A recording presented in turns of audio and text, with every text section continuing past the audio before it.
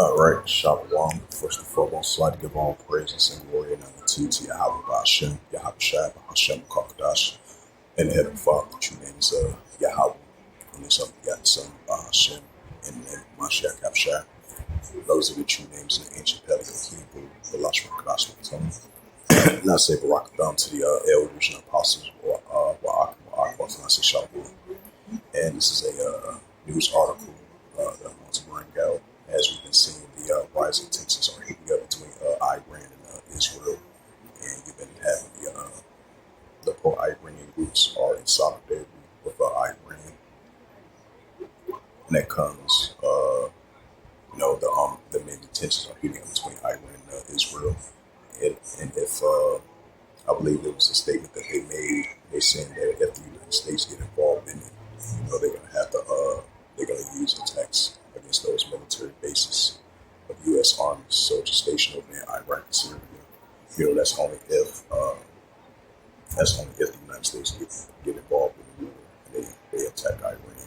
Because Donald Trump, he made yesterday stated that he's going to make a decision within the next 2 weeks, see if he's going to join the war with the Israel Defense Force, to help aid assist Israel Defense Force against Iran, to potentially use airstrikes against Iran. So we're going to see how that plays out. But definitely, I just want to add a segment to it. And this is a website called longwarjournal.org. This is published by Seth Frenchman from June the 20th, 2025. It says the Iranian-backed militias threaten the U.S. amending rising tensions in Iraq over Iran-Israel conflict.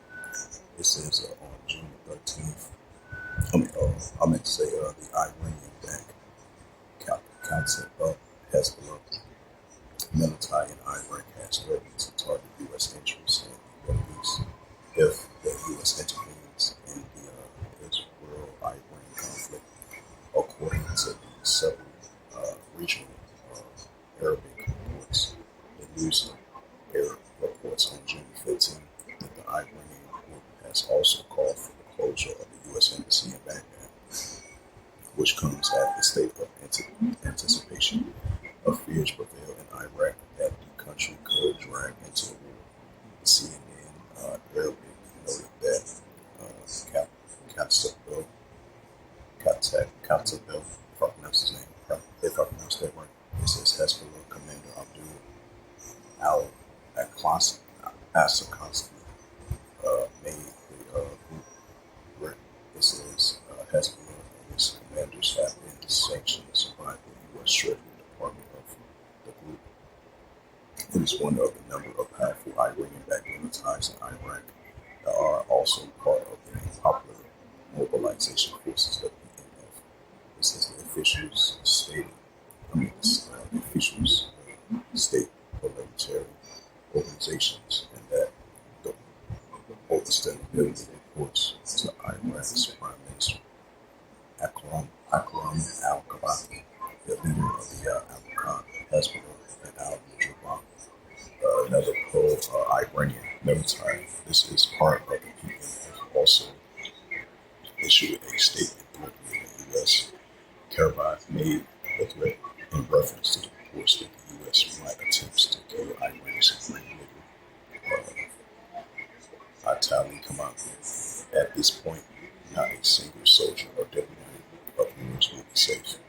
Everyone holding your nationality in your region and all your direct and indirect interests will become legitimate targets for us as long as we live in this foul world, he said. It says the threats against the U.S. are interests in Iraq, and the clashes between Israel and Iran has grown over the past week. It says days before the Israel initiated attack on Iran on June 13th, the U.S. considered evacuation of some of its non-essential State Department personnel from Iraq. The more recently, the U.S. President Donald Trump says he's waiting that the U.S. intervening into the conflict. When the regional tensions have increased between the U.S. and Iran in the past, the most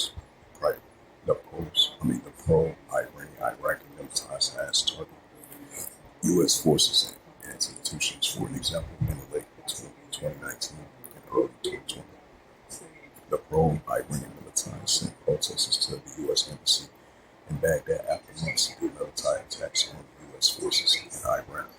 The U.S. subsequently killed Qassem Soleimani, the commander of Iran's Islamic Revolutionary Guard Corps, Quad Forces. It says, and Abdul Madam al-Naqisi Khabib, Hezbollah's leader, in a drone strike in January 2020. In 2021, the military shift their attacks to target forces in Erbil and various areas of northern Iraq autonomous Kurdistan region. Tensions were already growing in Iraq before the Israel-Iran war, for example, in May.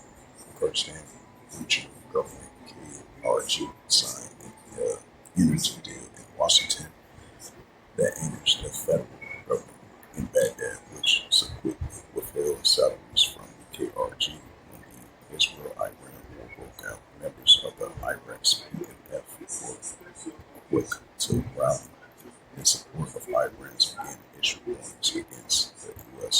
joining the war.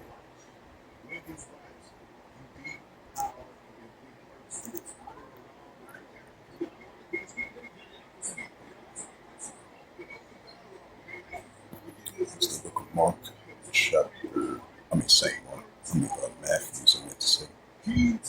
This is the book of Matthew, chapter 24, verse 6. And ye shall hear of wars and rumors of wars, right? Iran versus Israel, the pro-Iranian groups going against the Israel Defense Force. It says, ye shall hear of wars and rumors of wars. See that you be not troubled for all these things which come to pass, but things not yet. Matthew 24, verse 7. For nation shall rise against nation, which goes into ethnos. That's what we see in Iran versus Israel. And the pro-Iranian groups going against the Israel Defense Force over there in the Middle East, which is Western Asia. For nation shall rise against nation, and kingdom against kingdom. And there shall be famines and pestilence and earthquakes in various places. This is the prophet Joel, chapter 3.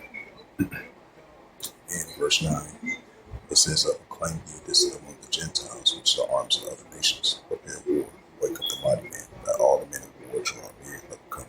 Right, that's what we see in these nations are in that warlike mindset. That's why we're seeing nation against nation, kingdom against kingdom, wars and wars and wars, building up, increasing on an everyday basis. This is Joel 3, verse 10. It says, beat your plowshares and swords and point hooks at the spears like the weak and strong. And this is a prime example of the weak and say I'm strong, and these armies rising up against the adversaries. As it says again, Iranian-backed militarized threatens U.S. and Indian wise intentions in Iraq over Iran-Israel conflict.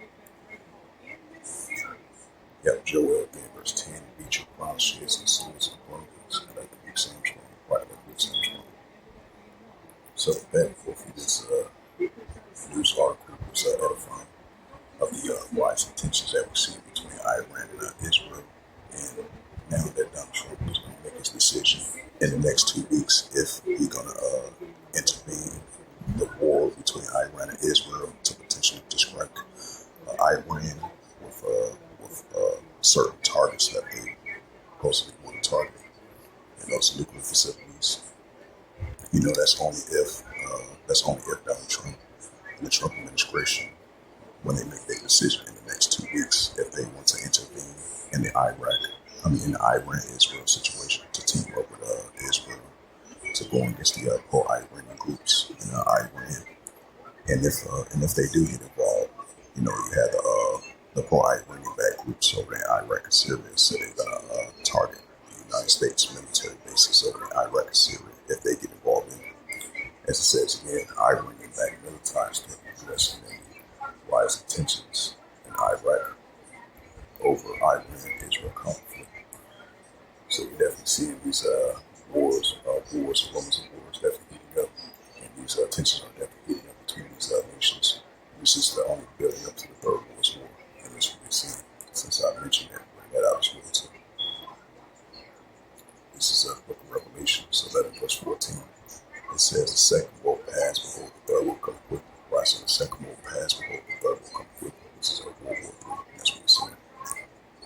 So with that, once again, I'd like to give all praises and glory and honor to Yahweh Ba'Shem, Yahweh Shai Ba'Hashem, Rakakadash, and the Heavenly Father, true name is Yahweh, and His only begotten Son, Ba'Hashem, in the name of Hamashiach, Yahweh Shai. Those are the true